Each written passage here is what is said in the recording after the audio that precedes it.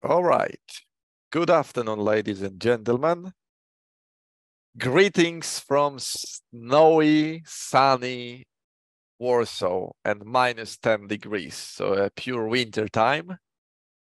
If you could use your chat and type the temperature that is in the city you are right now, okay? What's the temperature like? If it's +10, -11, or anything below, just use the chat and type the temperature to see if we are in the same. -6, +6. Oh, the zero, Marvian. Thanks a lot. Lina, okay, Pikra, +11 and -9. Okay. Rabka -3. I'll love to be there. Thanks a lot. 0 in Estonia, -8. Serbia, +4. Yeah, great. I just heard the small anecdote. I met a person today in the morning from Spain. And this person said, like, the very beginning, like saying, listen, today is like really cold, but I'm enjoying the sun. And I said the same, like, okay, it's cold here as well. It's like -10. And she went like, -10, but do you go out and then you freeze to death or something? And I said, okay, hold on, we need to specify what do you mean by saying cold in Spain? And she's like, oh, it's like +12 or +14.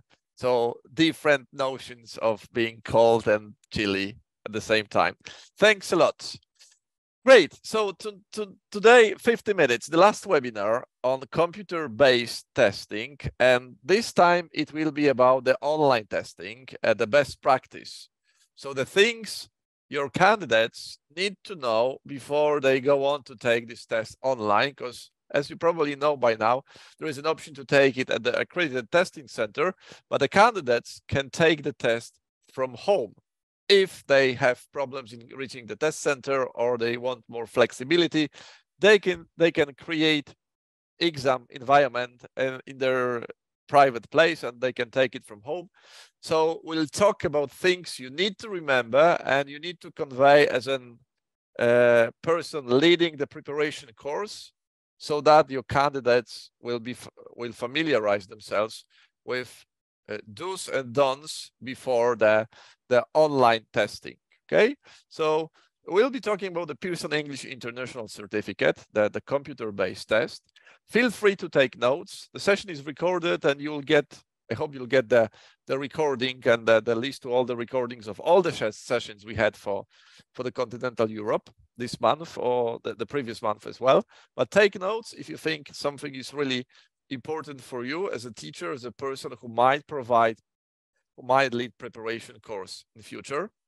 And we'll concentrate on two elements: the things before the test and the things during the test. So the one that, let's call like a phase where you prepare, the phase when you face the exam, the candidate faces the exam, so sitting the exam, and there are some points that he or she needs to follow in order to go through this exam successfully. So the knowledge is one element, but so the language skills. But if you fail to remember the technical requirements or the elements you need to know how to behave, you might not be given a chance even to test your real knowledge. Hi, Ivona from Olsztyn, and hi, Ketevan from Georgia. Nice to have you here. Let's go. While we'll be going through those two elements, this is the question that will appear twice. So what things are certainly new for my students when it comes to the computer-based testing? When we finish the first category, you will see this question. So pay attention and think of your students that you are dealing with right now and be ready to name some points.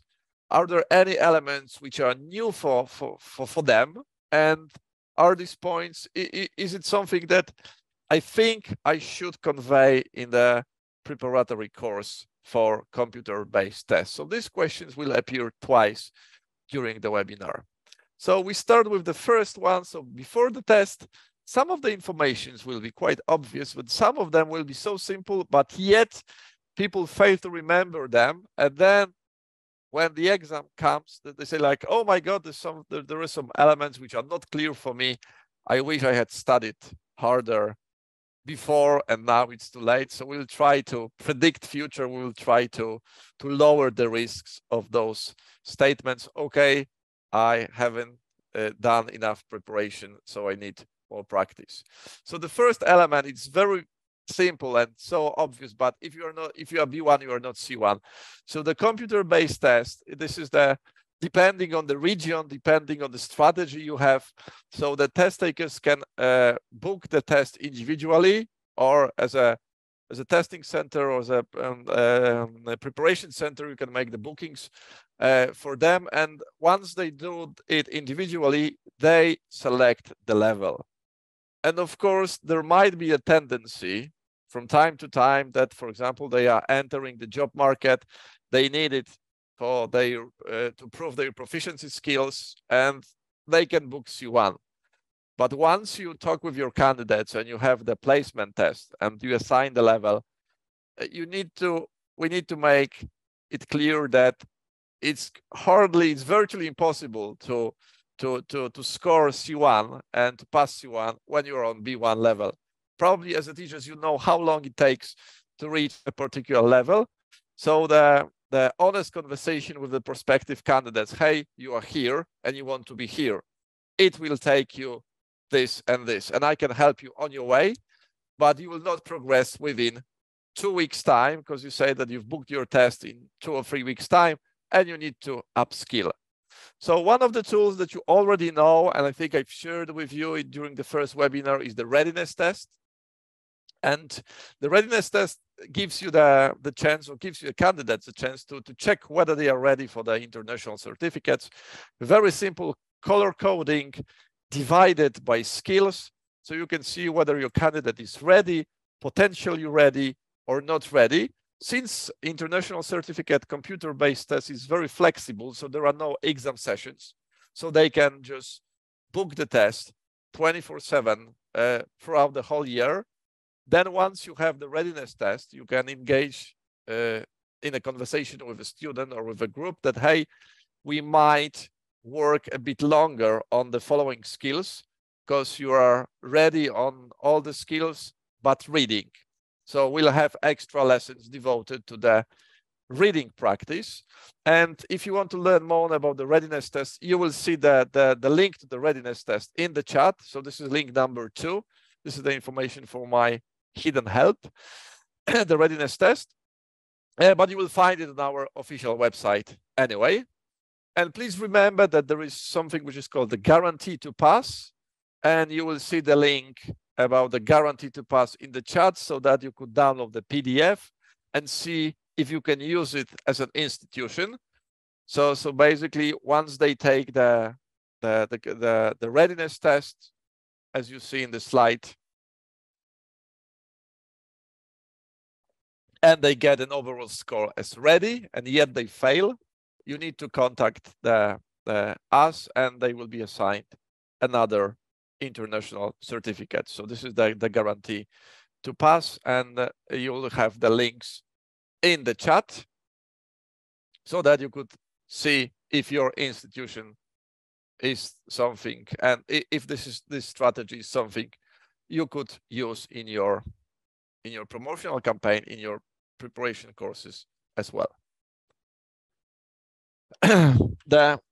It's not a common practice, but I wish that there are some medical centers around the world, not only private, National Health Service, some institutions, but it leaves much to be desired, that when there is an operation and the patient is waiting, and just before an operation, there is a doctor, the leading doctor, or a person responsible for providing the information. They have the meeting with this patient when they guide him or her through the procedure. So they inform him about all the steps that will be taken.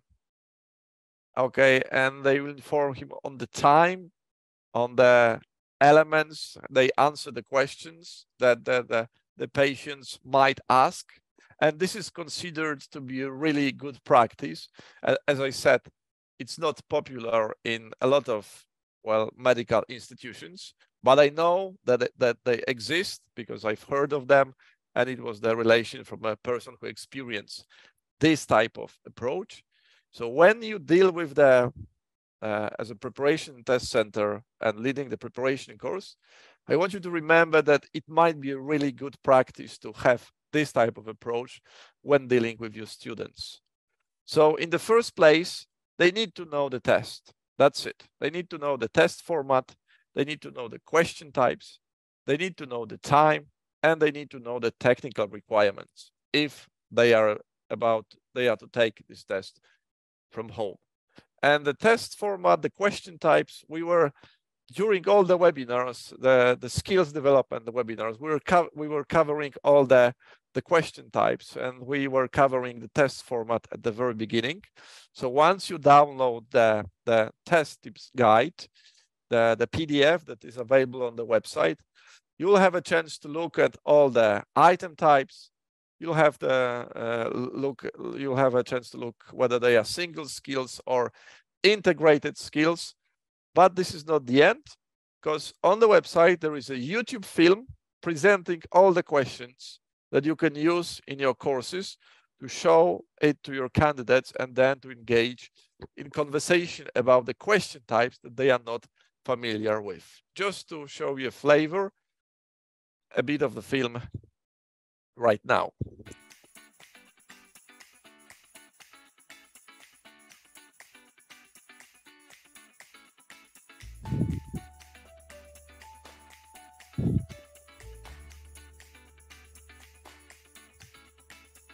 I enjoy hiking, so I like going for long walks in the mountains, and I also enjoy photography and baking.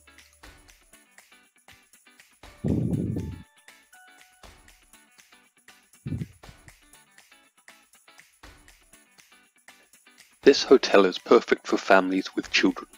Its facilities include rooms with sea views, a restaurant with a special menu designed for kids, a huge swimming pool, and a kids club which provides a wide range of fun activities. What's more, the hotel is just a few minutes walk away from a beautiful beach.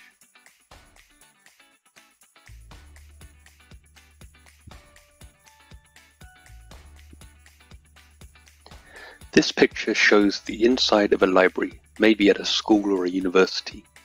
There are two people talking loudly, and the librarian is telling them to be quiet and pointing at the sign. In the back, we can see two people who look annoyed.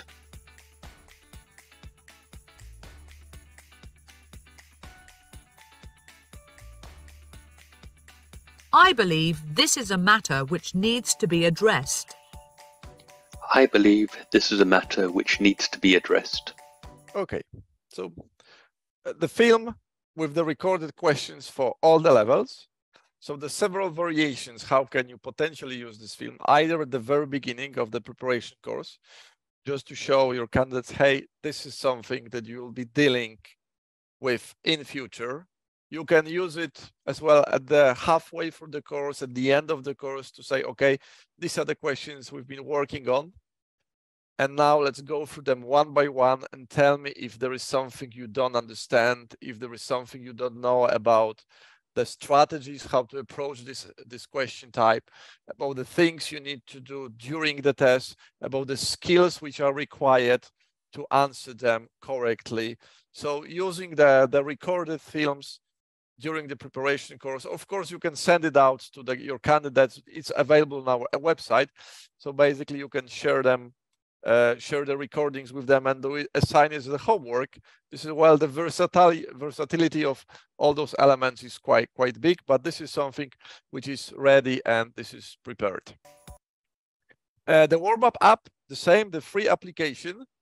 This is free of charge for iOS and Android. So this is for the self-study, but actually I know some of the teachers that they implement the Warmup app study time within the language classes.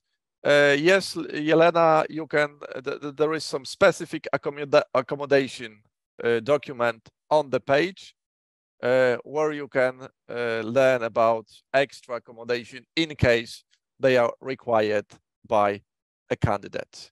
Okay, so the Warmup app, these are the screens taken from my phone, so it's good that once you have a chance to record your answer, you have a chance to listen to your, you have a chance to listen to your answer, you have a chance to listen to a model answer.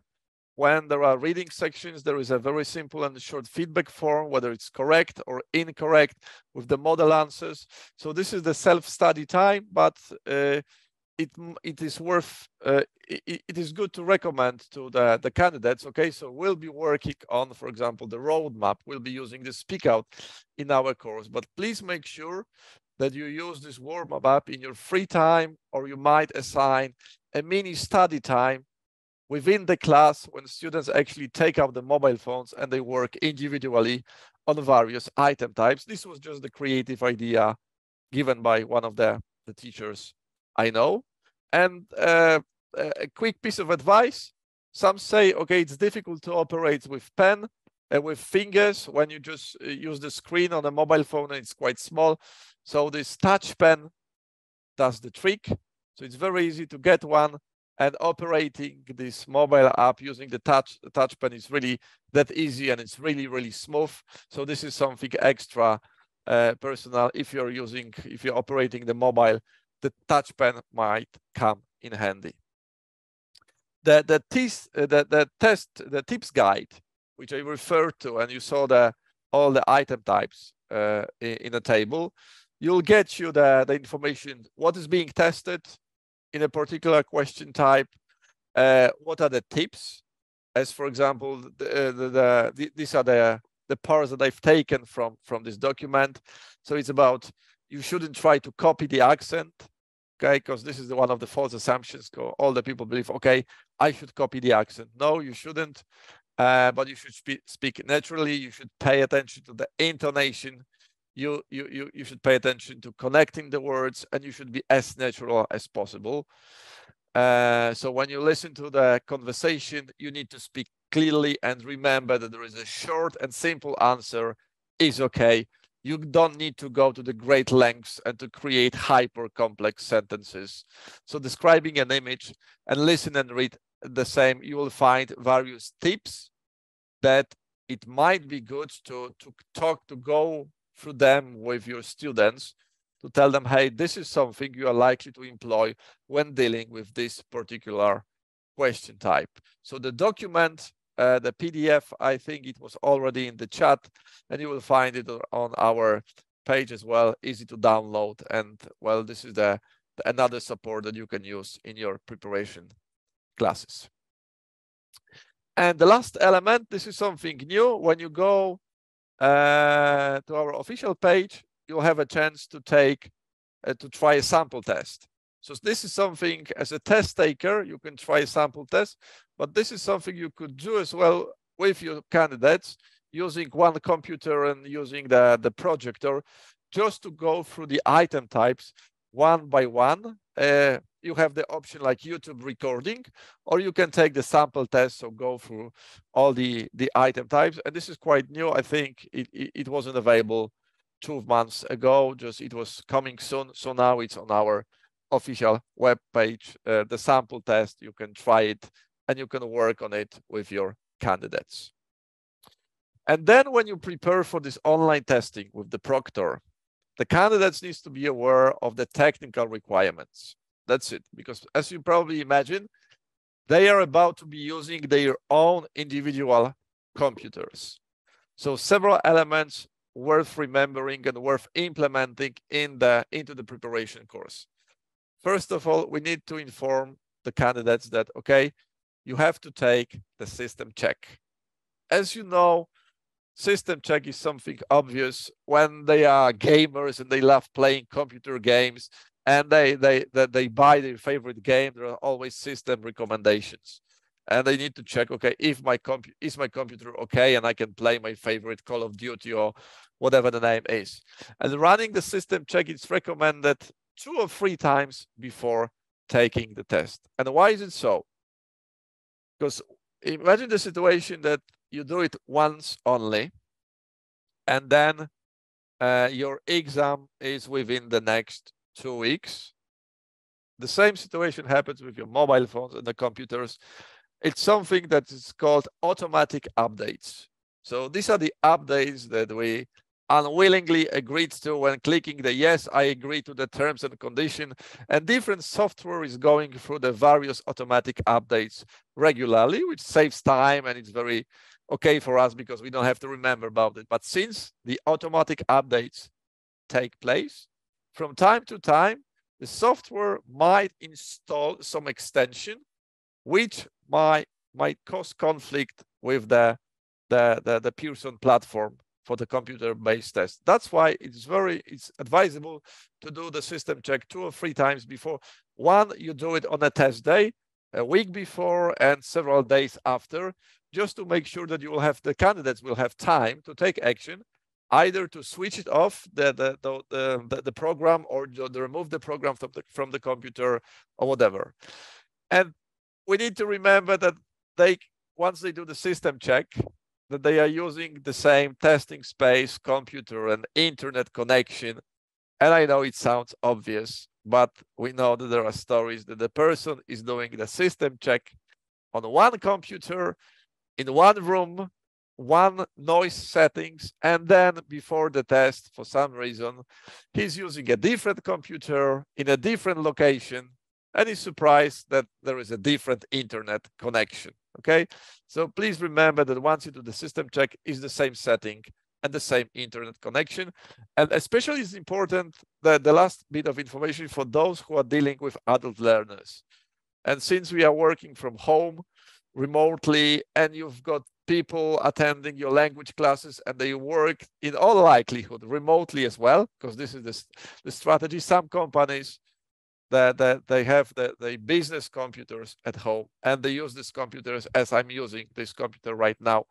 And please remember, since it's like a business or the work computer and there are VPNs and there are some administrator things going on, they are not the best option for taking in computer-based tests because of the fact that those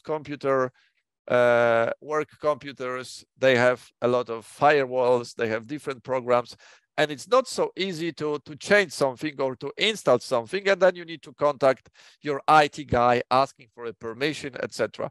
So since it's a computer, it's a work computer, it might be good to to inform your candidates, hey, contact with your IT guy in advance.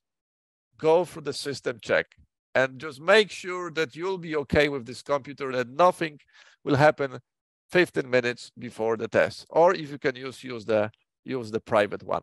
Okay, so this is the good piece of advice for those who use work computer at home and take the test. So these are the screens from the system check. So you'll be tested on the microphone, you'll be tested on the speaker, and whether your camera is okay and you are visible, and we'll talk about camera because it's very important. Then there will be an element about the background noise, because the testing space needs to be the quiet space. So if you're doing it in the open office, if there are people standing next to you and they are talking, the system check is for you and for a candidate to see if my reality is okay from the perspective of the no noise. Okay, if it's quiet, okay, there are no disturbance, there are no people, for example, there's no construction site next to my window with the drills going 24/7. And the network check as well, to check the connection. And as you see, this is the example taken from my computer. There are 2 elements. The Microsoft Teams. This is this is the element which is not in line with running the test. So we are using Teams, we are using Skype, we are using Zoom, we are using various communicators on a daily basis. And although we remember about them, and yet we fail to forget about them because they are so obvious and they are natural in our digital life, as I can call it. So this is the information. Okay, so I need to close the Microsoft Teams. I need to log off from my Zoom account before taking the test. And doing this system check 1 week or a few days later before the test gives me as a potential candidate like a peace of mind that, okay, everything is okay with my computer, at least, so I will be able to test my knowledge. Okay, so Doing the system check, then there is a really important piece of information about the testing space and about the ID check, because when they take it from home, they will need to have the valid ID, and I will tell you what's going to happen with this ID. So that the system check, we know it, go for the wired internet connection. Use the cable. If you're using the Wi-Fi and there are people in the same house, so ask them, just bribe them. Okay, so I'm taking the test. It will take around 2 hours. So please, can you not use the internet at this moment? Because this is the internet transfer, what really matters when taking international certificate. As in general, when doing something on a computer and you have like several other people using the internet connection, the wireless internet connection, sometimes you know it as a teacher that, okay, my Zoom is slowing down and there are other people using the internet. So if possible, tell them not to use the internet and disconnect any VPNs. So now there is a question to you, a personal one. I want you to look around at the place you are right now. Just look around your place and tell me if the place you are right now, you're sitting somewhere, would you call it a good testing space or not? And provide arguments in the chat. Just look around and tell me if this is the good testing place for you, if you were a potential test taker.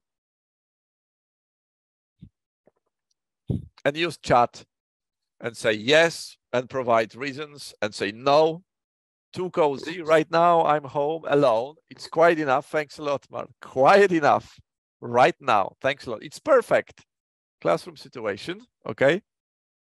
Oh, I feel good. Yes. I appreciate that you feel good, but well, the proctor might not be interested in it. Not rather, I don't have appropriate chair. Okay. Mine is ideal. It's quiet, Marina. Thanks a lot. The street and the traffic noise, Tamara. And we're going to talk about street and the traffic noise. My working table. Irena, okay. Is there an issue with your working table? Or is it okay?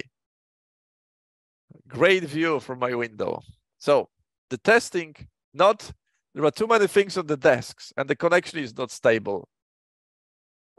This is an important element. So the best element, and you can build a nice language lesson around it. The best element is to tell your potential students when they'll take it from home that you need to transform your room into the examination room, and you need to apply all the standard rules which are normally applied in a typical examination room at a testing center or at school. So first of all, that your exam must be in private enclosed space. I know that, for example, right now someone could open the door and say, Bartek, where is my pen? Okay, or what are we having for dinner? Just quick question, nothing so serious. Sorry, we know it's nothing so serious. You wouldn't accept it in a standard, let's say, school testing reality, because no one is entering the examination room and asking similar questions. So they need to be aware that similar situation is not accepted within the home testing reality, period, okay? You need to make sure that you are alone during this time, so no one will be entering your room, or no one will be just asking questions, etc.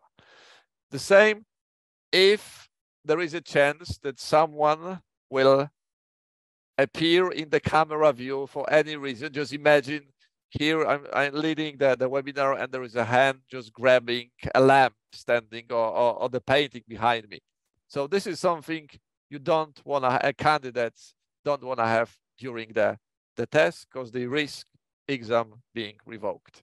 This is and this is the rule, period. No negotiations here. So another one, as some of you referred to the desk, and it might be good activity during the language lesson So you can ask your students to take a picture of their own study desks without informing them of anything, and just bring them to the lesson, and then just let them discuss in pairs. Do you think that your desk is a good place to take the test? In most cases, no, because there will be some books, some notebooks, or some other digital appliances lying there, and my desk is not appropriate as well. So the things you are not supposed to use, and you're not supposed to have, because the proctor will check the examination room. Okay, so clean up your desk. This is the strategy. One element, a person, she was working on her individual hobby, and she wanted to paint, and her family was actually just getting in line and just constantly disturbing her. So it was a simple note on the door: this is my private time, I'm taking the test.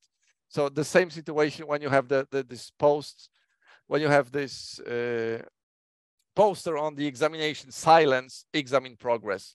So you can tell your candidates that they can do it exactly in the same way within the home environment, just informing all the other people living in advance that they shouldn't be disturbing during this two-hour period.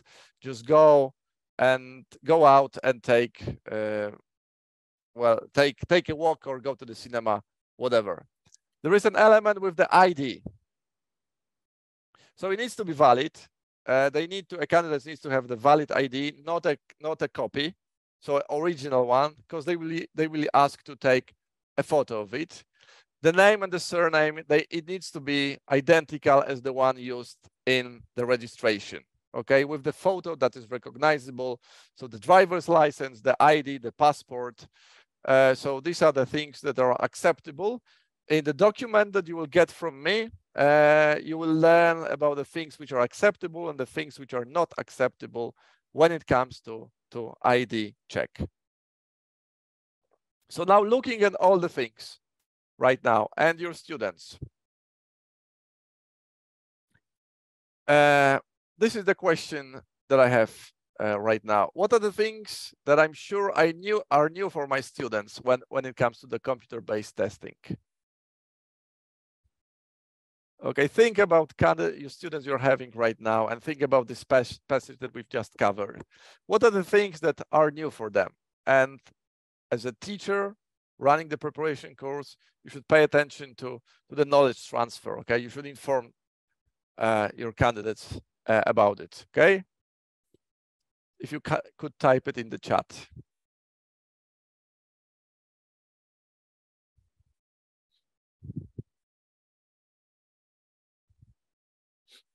What are the things? Okay. They are advanced, thanks a lot, then nothing. Okay, they are already familiar with those elements. Anyone else? Identifying themselves, okay, that they need to have the valid ID. And we're gonna talk about the situation when they are underage, because there is a different scenario. The internet connection, some people say that it might be good to talk, especially with adults with this VPN and work computers, that they need to do that, the system check. Thanks a lot, Justina. Okay, so the next element, during the test. So the check-in 30 minutes before, okay? Once they book the test, they can check in 30 minutes before, and this is the time given so that they can run the system check again, and in case something happens, they have some time to take action, okay? To close the Zoom, to close the Microsoft Teams, etc. So this is really important to keep the timing, okay? Then there is an element. The camera view is the testing room, because they are being observed by the proctor, who is observing them and monitoring the exam. So the things that you normally do, imagine the situation that this is the standard examination room with the desks, and you are the examiner, you're standing in front of, and you have the rows of the students, and they are just writing an essay, etc. And from time to time, the candidates goes like, and he looks somewhere in the distance on a wall. Okay? In a classroom, as an examiner for you, it's not a big problem to see if he's searching for an inspiration, daydreaming, etc., because you know that the walls are empty. Do you think that the similar situation is acceptable during an online test?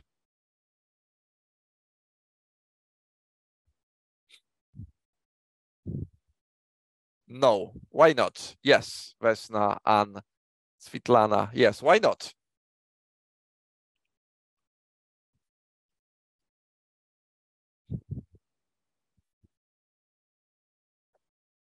Yes, that's true. So you need to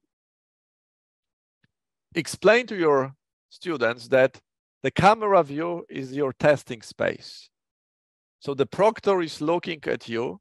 So if I'm looking sideways, he cannot really know whether there is a person standing quietly somewhere with a big poster or a course book and showing him or her an option. So please remember that you need to keep your eyes in the camera view for 2 hours. So it's not like gazing. Some people ask, okay, but I'm typing. This is okay. So the same situation, your eyes should be around the computer, not looking sideways, etc., searching for inspiration, and so on, because it's virtually impossible for the proctor to check whether you are cheating or you are not cheating. Of course, the testing space is being checked before the test, so the candidates has to take the, yes, they have the 2 screens, and you can have only 1 screen during the test.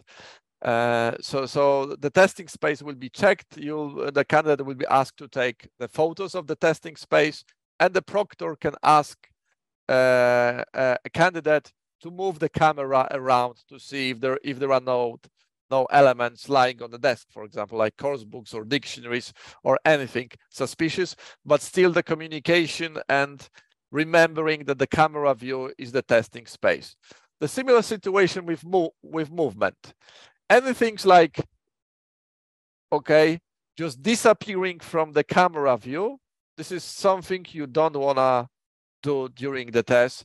The things with adjusting the camera, covering the camera for whatever the reason, this is something you don't want to do during the test. Once you set your camera, don't move the camera. Especially, it's good to use the one which is built into the system, not the external one, because the external one can simply fall off. The Murphy's law, as you know, when something could happen, it will happen during this moment. Speaking aloud, so a standard conversation when you go for the speaking items, don't shout, don't scream, don't whisper, using the natural voice. There is an option of zooming in and zooming out of the screen if you have problems reading, but these are the things that you need to be aware that the camera view is your testing space. So no disappearance, no camera adjustment, no looking sideways, just typing and just looking at the monitor, and you'll be perfectly okay. The headphones, and it seems obvious at this, but yet this is the international certificate. They get international certificate. So once you go for the system check, and they will check the noise, they will check the sound, the quality of your microphone, and once you adjust them, make sure that they are cable ones, because the batteries, they have a tendency to run out at the most important moments, so during the test. So it's a cable one, and once you adjust them, don't play with the microphone, because sometimes students, they have the tendency to play with mic. They can cover the mic and they just try to answer the question and forget about it. So probably you've heard that there is a different sound quality. There's different sound quality. So once you adjust it at the very beginning, keep it stable and just use the microphone naturally, and go for for the headphones with a microphone. I have a different headphone, and the microphone is built into the headphone. And when I've tested them, the quality of the sound is much worse. So just a piece of advice. As a candidate, they will ask to use phone for taking photos. Okay, they will take the photo of the ID, and they will take the headshot, so that the proctor and the artificial intelligence could compare whether the person in the photograph is the same as the one in the ID, and they will be asked to take the photos of the testing space, including all the sites, just for a check. And yet they can be asked by a proctor just to move the camera to make sure that the pictures reflect the reality, not that they were taken 2 weeks ago, and now the reality behind my computer is completely different. And then you need to keep away, keep your phone out of arm's reach. Okay, so this is standard procedure. So no checking the messages. That there is a phone number given in the guide. Sometimes the Pearson view, the exam provider can call you, and this is the only situation a candidate can answer the phone. Otherwise, it's out of question. So no incoming calls, no outbound calls. Just the phone, and the mobile phone is just to take pictures, ID, headshot, and the testing reality. In case there are some questions to the proctor, there is a chat icon, and the candidates can use the chat icon, but they can only talk about the technical elements. They cannot go into the language questions. Okay, I think that there is something is wrong with the listening. It is too difficult or too easy. I'm not sure whether I understand the instruction correctly. Okay, this is not this is something they cannot do. They can contact the proctor via the chat only when it comes to the technical requirements. And the last but not least, sometimes when they finish the test, they have the tendency to turn the application down very quickly, just to press the X button. So make sure that if you're a candidate, or if your students will be taking the test from home in this online reality, they follow the exam procedures till the very end, as they will be instructed by the end of the test when they can close this application. The underage exam takers. Yes, Mariana, we're gonna talk about it in a second. And the last one, life is like a cable tie. I once heard this, and you cannot go back. And the same with the computer-based test. You cannot go back. Once you start the test, you can only, as a candidate, you can only move forward. Okay, so you cannot go back to the previous question and just check it whether it's correct or not. So once you click and you go for the first question, you can only go forward. There is no going backwards. Okay, so looking at the things they need to remember during the test. What are the things that you are sure that are new for your students when it comes to the computer-based testing?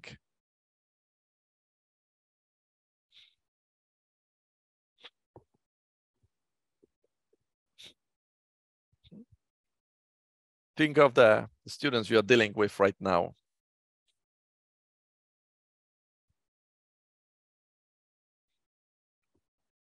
And about the section during the test. What are the things that you're sure? Okay, the aspect of not being able to go back, yes. And it's good to inform them if you're dealing with, oh, hey, you only have a chance to move forward. Huh? There are time limitations. Yes, they are strict. Okay. So being late is not the thing you want, as you don't want the same thing for the exam being taken in the examination room.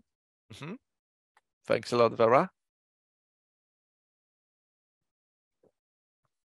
Well, how often? This is up to the candidates and up to the school. You can book it anytime you want. Looking at the screen.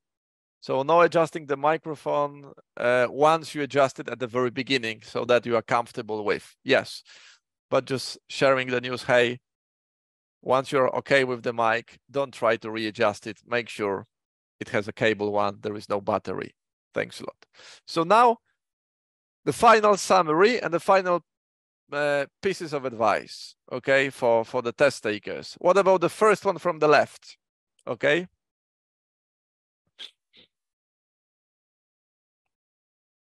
It's obvious, yet some people fail to remember about it. What about the first one? The top line, the first from the left. You need to charge your computer in the first. You need to have a power cord attached. Pay attention to your batteries. It's so simple, but when it's under stress, you are likely to forget about it. Okay, so the self-check, the battery. What about the one in the middle? You need to be on time, yes. And the second element, no smartwatches. Sorry, they are digital appliances.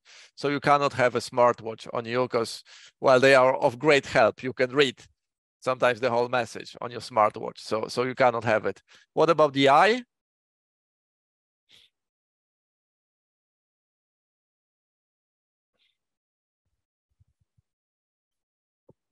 You need to keep you need to pay attention that well, you keep your eyes, yes, to the screen. Okay, no looking sideways. Sorry, but this is the only chance for a proctor to see whether you're working on the test or not. What about the window? The window, I might help you. Just as there is a noise check, please make sure that within the testing environment that you are not sitting next to an open window and there is a construction site, okay, and there is a noise coming from the outside, which could potentially affect your recordings. So just either to close the window or not. The one in the middle, this group of people, no support. Yes, sorry. Inform people in the same place where you live. You need to go out. You cannot enter my room.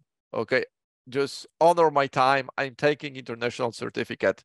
Okay, so no stupid questions. Sorry, like, can you borrow my pen? Where is the remote control? Or where are the car keys? Whatever. I'm not in the place. Don't open my room. And even for something really small. The last one is like using the chat. If you're experiencing the technical with the proctor, you can use the chat icon. You cannot communicate with the proctor. Okay. And the next one.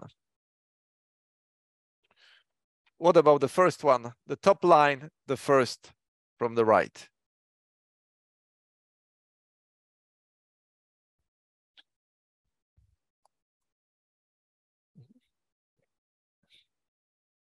The first one is about, of course, it's about the system check. Yeah. And make sure you do it 2 or 3 times. And once you have the link in the chat, you can run the system check on your computer, just potentially to see if you could do the test from your computer. Okay, no moving. Okay, so movement is strictly limited. So no standing up, no searching, no disappearing from the camera view. The headset, the same. Make sure you have the appropriate headset, the cable one without the batteries, because they can lose the connection when it's Bluetooth. Things happen. The cleaning elements, clean up your desk. Just imagine that your room is an examination room. So remove any posters from the wall with the irregular verbs, okay?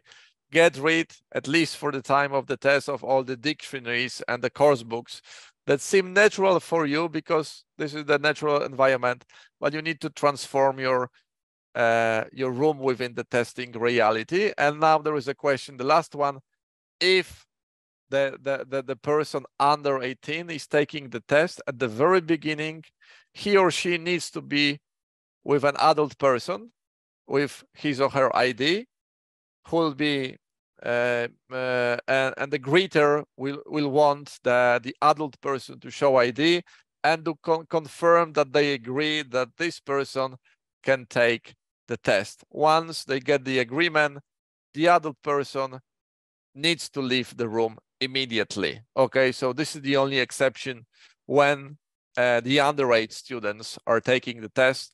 At the very beginning of the test, they need to be with an adult person so that this person could give their consent that he or she will be taking the test. And then once the procedure is over, they need to leave the room immediately, okay?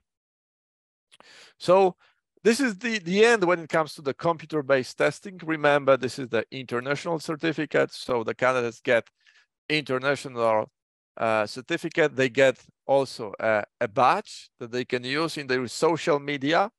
And right now, when you look at the LinkedIn, and there are a lot of people posting their elements, just their proofs of language proficiency when they will be entering the job market, or maybe while they are in the job market because they are already working. As a summary, we've had several sessions. So the introduction to the computer-based testing, then we had sessions on the language development, on the skills developments, where we were covering particular elements and how can you use the language course books to teach for the computer-based tests. How can you use extra activities to make sure that the students are familiarized with the item types. And today we had a chance on the computer-based testing best practice, about the online testings, about the things you need to remember and your candidates need to remember when they take the test with the proctoring version, so from home, and they will be doing it in their own reality. Okay, so that will be all when it comes to this session.